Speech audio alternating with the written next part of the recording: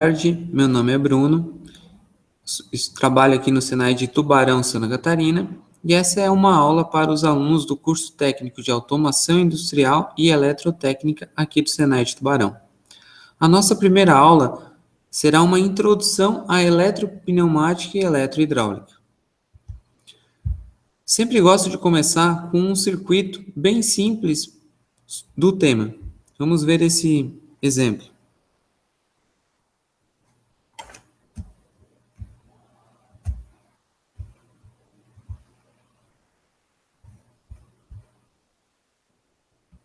Observem que é um circuito muito simples. Um cilindro avançando e recuando. Basicamente, quais os componentes que a gente pode ver nesse circuito? No vídeo, a gente consegue ver um cilindro, fim de curso, uma eletroválvula e um lubrifio. Mas existem uma série de componentes que nós não estamos vendo. Lembrando que nós já vimos os componentes necessários para se ter um circuito pneumático, somente pneumático ou somente hidráulico. Agora nós estamos inserindo os acionamentos elétricos aos circuitos pneumáticos e hidráulicos. Então, a nossa aula de introdução será em cima somente dos componentes elétricos do nosso circuito, no caso aqui, eletropneumático.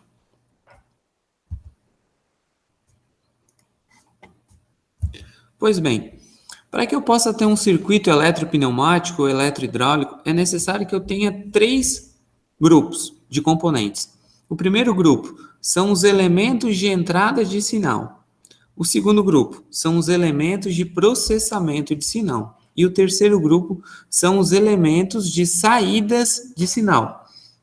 Eu vou falar um pouquinho sobre cada um desses e mostrar os componentes necessários. Pois bem, os elementos de entrada de sinal são aqueles componentes que vão emitir informações por meio de alguma ação. Informações para o nosso circuito, por meio de alguma ação. Pode ser uma ação muscular, alguém apertando, acionando um botão. Pode ser uma ação mecânica, um fim de curso mecânico sendo acionado. Pode ser uma ação elétrica, eletrônica, que são os nossos sensores. Ou pode ser por uma combinação delas. Por exemplo, um pressostato. Pode ser uma combinação pneumática ou hidráulica com elétrica, ok? Os nossos elementos de entrada de sinais, eles estão basicamente divididos nessas 4 categorias.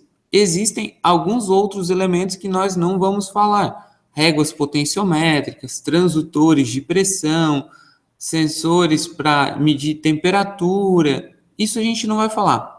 Nós vamos falar sobre esses 4 componentes, que são os nossos botões, as nossas chaves fim de curso e sensores e pressostato. Pois bem, os nossos botões são os nossos componentes mais simples. Eles vão fornecer para nós ações musculares. Então, eu posso ter um botão pulsador, que são esses aqui, um botão de emergência, que nada mais é do que um botão com trava, ou botões giratórios com trava. Esses botões vão fornecer ao nosso circuito informações. São elementos de entrada de sinal. As chaves fim de curso são chaves com acionamento mecânico. Nós podemos ter 2 tipos de chaves, acionada por rolete ou acionada por gatilho. A diferença é que a chave acionada por rolete, ela é acionada tanto no avanço do cilindro quanto no retorno do cilindro. Já a chave gatilho, lembre-se um pouquinho lá da pneumática básica, ela é acionada somente em um único sentido. Aqui está mostrando a nossa seta. Nesse sentido, o cilindro vai acionar o nosso gatilho. Vai fechar ou abrir o contato aqui, dependendo da ligação que você acabou realizando. Quando o cilindro estiver vindo nesse sentido, através dessa articulação mecânica, não será acionado o nosso gatilho. Então, não terei nenhum acionamento aqui. Ok? Os sensores. Hoje existem diversos tipos de sensores. Todos eles são elementos de entrada de sinais. Os sensores eu dividi aqui em algumas categorias. O sensor indutivo, o capacitivo, os ópticos, que são o difuso, o retroreflexivo e o de barreira, e o sensor magnético. Vou falar um pouquinho de cada um. Os sensores indutivos, aqui está a simbologia deles, e aqui temos duas imagens, são aqueles sensores que detectam apenas materiais metálicos. Já os sensores capacitivos, aqui nós temos a simbologia dele, e algumas imagens desses sensores são aqueles sensores que detectam qualquer tipo de material, inclusive líquidos, como água, e acrílico, todos os tipos de materiais são detectados pelos sensores capacitivos. Já entrando na categoria dos nossos sensores ópticos, temos aqui o primeiro sensor, o sensor difuso. O sensor difuso, ele é um sensor que, no mesmo invólucro, na mesma peça, eu tenho o emissor e o receptor. Então, o emissor, ele fica emitindo um feixe de luz, ele gera uma luz, e essa luz ela vai ser refletida pelo nosso objeto, de modo difusa, e o nosso receptor vai receber esse sinal que retornou do nosso objeto e vai acionar o nosso sensor. Então, aqui nós temos uma imagem, né? O nosso sensor enviando uma luz, enviando um sinal. Ele rebate na nossa peça, essa luz retorna de modo difuso para o nosso receptor, que processa essa luz e vai emitir um sinal para os nossos elementos de processamento de sinal. Aqui eu mostro aqui algumas imagens de alguns sensores ópticos difusos que possuem no mercado. Aqui é o nosso sensor óptico por retroreflexão. Ele também possui o emissor e o receptor montado no mesmo invólucro, na mesma peça, só que é necessário que ele tenha um espelho retroreflexivo, né? Como é que ele funciona? Ele emite um sinal, uma luz também, só que ele forma uma barreira de luz por causa do nosso sensor, do nosso espelhinho retroreflexivo. Então ele fica enviando essa barreira de luz e recebendo, enviando e recebendo. Quando um objeto cruza essa barreira, ele impede a chegada dessa luz ao receptor, então ele acaba ativando o sensor. Observem que a simbologia para todos os sensores ópticos vai ser sempre a mesma. Aqui eu mostro dois modelos de sensores ópticos. Ópticos por retroreflexão. Já o nosso sensor óptico por barreira de luz, ele já não possui o emissor e o receptor montado no mesmo invólucro, na mesma peça. Então, eu possuo aqui o emissor montado em uma peça e o receptor montado em outra peça. Aqui é muito importante que os dois estejam perfeitamente alinhados para que o emissor possa mandar essa luz para o receptor. Então, ele acaba formando também uma barreira de luz entre esses dois componentes, esses dois sensores, e quando uma peça cruza os dois, essa barreira de luz, ela acaba acionando o sensor. Mostro aqui para vocês alguns modelos de sensores ópticos por barreira de luz disponíveis aí no mercado, no comércio, né? O sensor magnético. O sensor magnético é um sensor que ele vai ser adaptado na camisa dos cilindros, ok?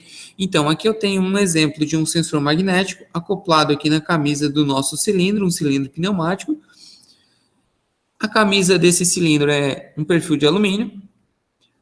Dentro do nosso cilindro eu tenho o nosso êmbolo e aonde o êmbolo normalmente se tem somente as gachetas, aqui é necessário que eu tenha um espaço para que eu tenha uma fita magnética. Essa fita magnética nada mais é do que um ímã. Quando no caso aqui, o nosso cilindro recuar, esse ímã vai se aproximar do sensor magnético. Quando ele se aproximar do sensor magnético, ele vai acionar esse sensor magnético. Aqui eu mostro alguns exemplos de alguns sensores magnéticos disponíveis aí no comércio. Outro elemento de entrada de sinal é o nosso pressostato. Aqui eu mostro o modelo da Danfoss, um modelo bem conhecido aí no ramo industrial, e um modelo que é utilizado em compressores, para estar ligando e desligando os compressores. O pressostato. Aqui temos a simbologia do pressostato, então ele tem um número 11, um contato 11 que é o comum, um aberto, um contato aberto e um fechado.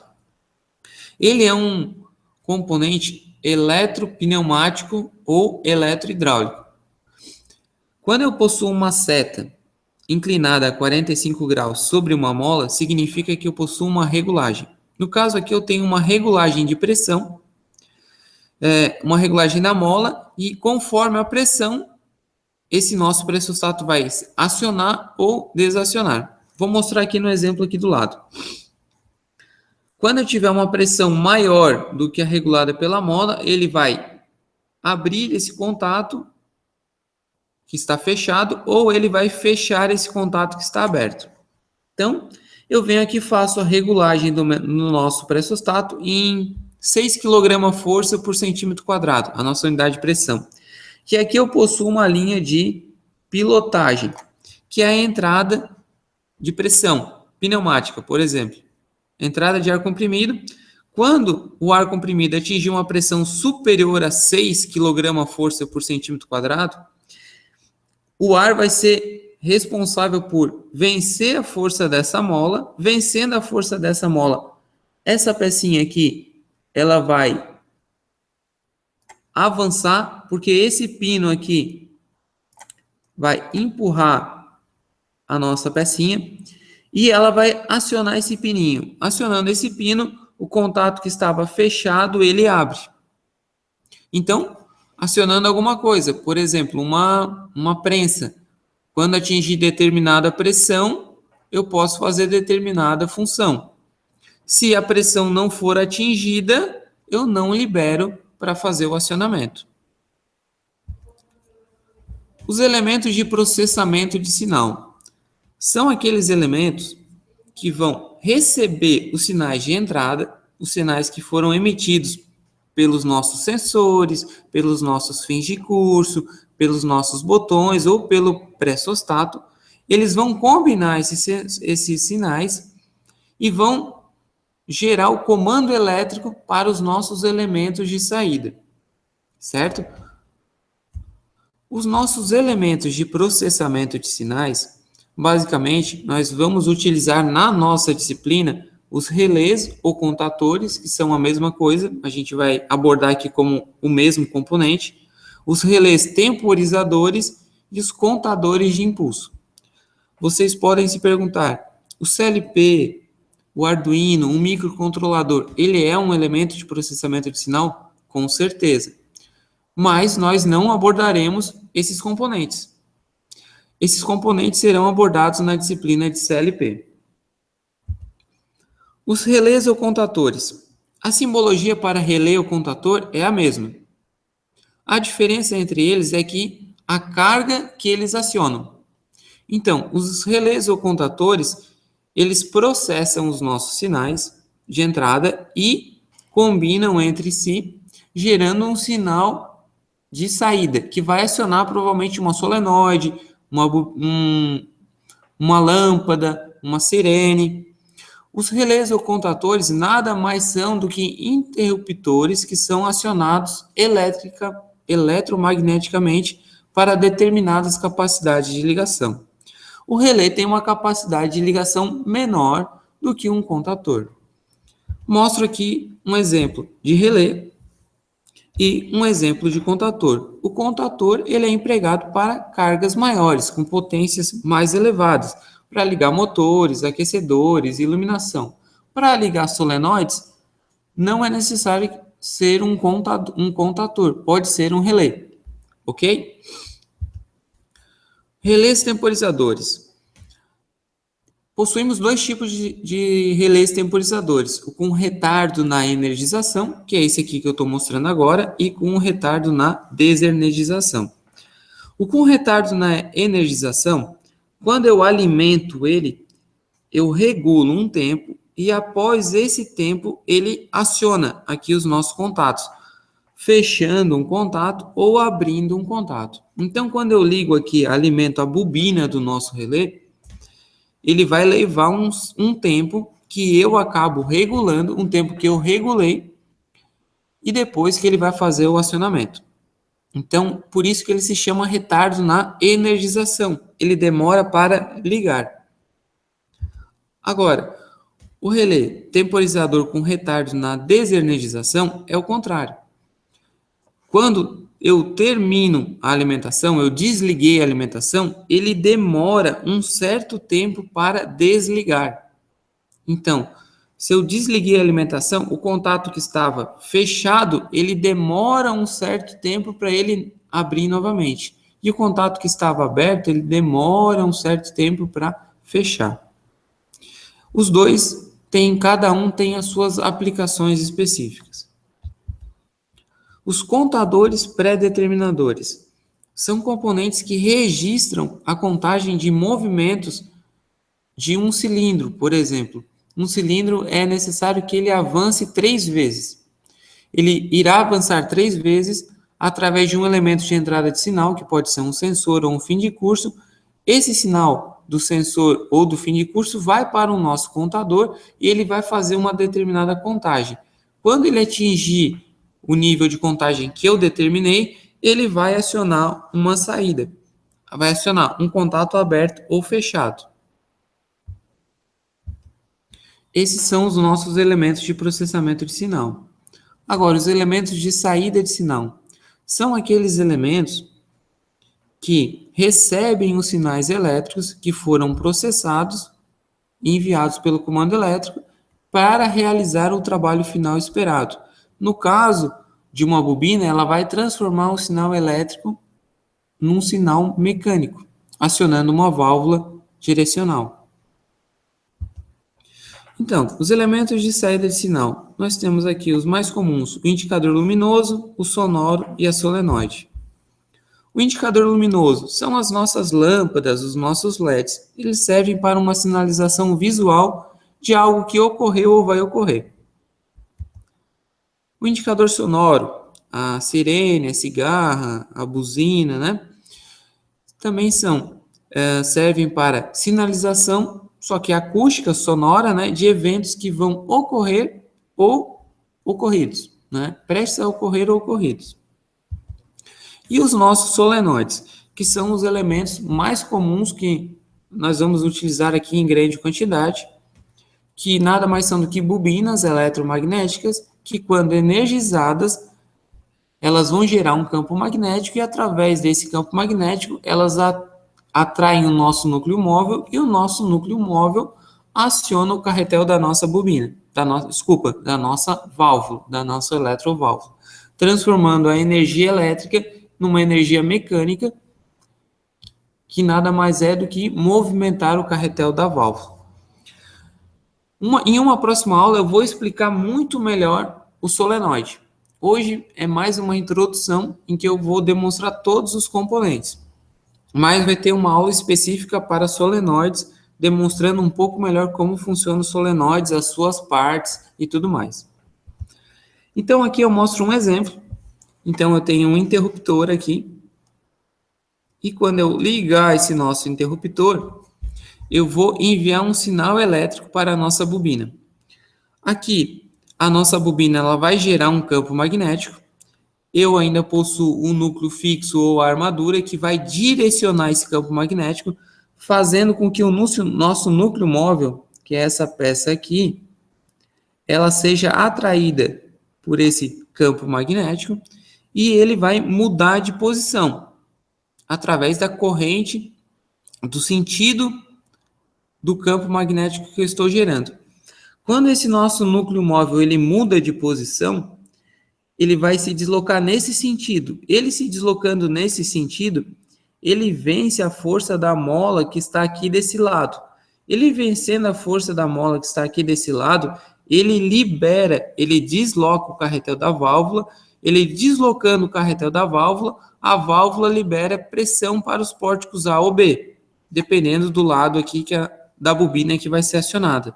Então, quando eu acionar aqui o nosso interruptor, ele vai gerar um sinal elétrico. Instantaneamente, a nossa bobina vai ligar, vai gerar esse campo magnético, o nosso núcleo móvel vai avançar e vai deslocar o carretel da nossa válvula. Assim.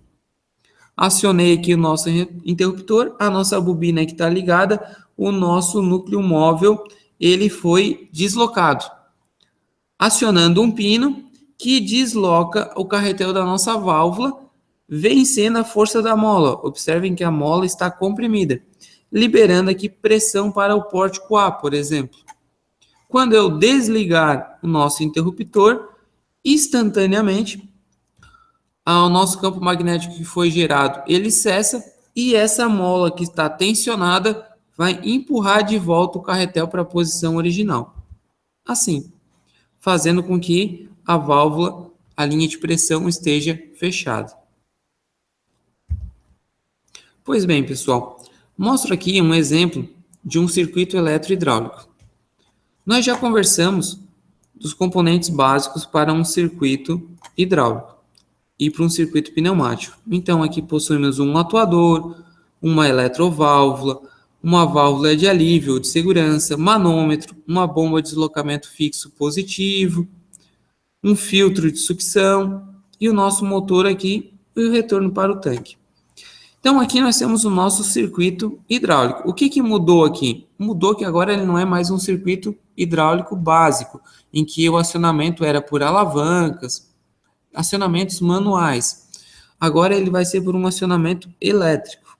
Tá aqui, ó, a nossa solenoide S1. Ela vai acionar a nossa válvula 4 por 2 vias, mudando de posição e fazendo com que o cilindro que está recuado, ele avance. Então, isso aqui nós já fazíamos. A novidade aqui é o nosso solenoide S1. Aqui embaixo nós temos agora o nosso circuito de comando. Então, eu tenho um contator, os botões e a nossa solenoide.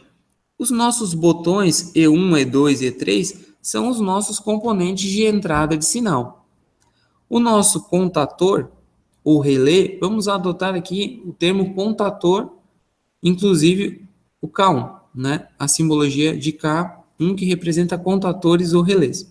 O nosso K1 aqui é o nosso elemento de processamento de sinal, que vai receber esse elemento o sinal do elemento de entrada, vai processar e vai emitir um sinal de saída para o nosso elemento de saída de sinal, que no caso aqui é a nossa bobina. Para que a gente possa fazer esse cilindro avançar, eu teria que apertar E1 e E2 simultaneamente para ligar K1, para que K1 pudesse fechar esse contato aqui e ligar a nossa solenoide. No momento que eu soltasse qualquer um desses dois botões, o nosso cilindro iria retornar pela ação da mola na válvula, porque o nosso campo magnético que estava sendo gerado aqui pela solenoide cessou, acabou. Eu também poderia acionar E3. Então, isso aqui nada mais é do que um circuito eletrohidráulico, poderia ser eletropneumático também. Mas é de extrema importância que eu tenha sempre esses três componentes: o elemento de entrada de sinal, o elemento de processamento de sinal e o elemento de saída de sinal. Hoje, existem basicamente 4 tipos. Existe um tipo de construção de circuitos eletropneumáticos ou eletrohidráulicos que eu não coloquei aqui. Os mais comuns são esses 3 que eu apresento: o método intuitivo, o método de minimização de contatos ou sequência mínima e o método de maximização de contatos ou cadeia estacionária.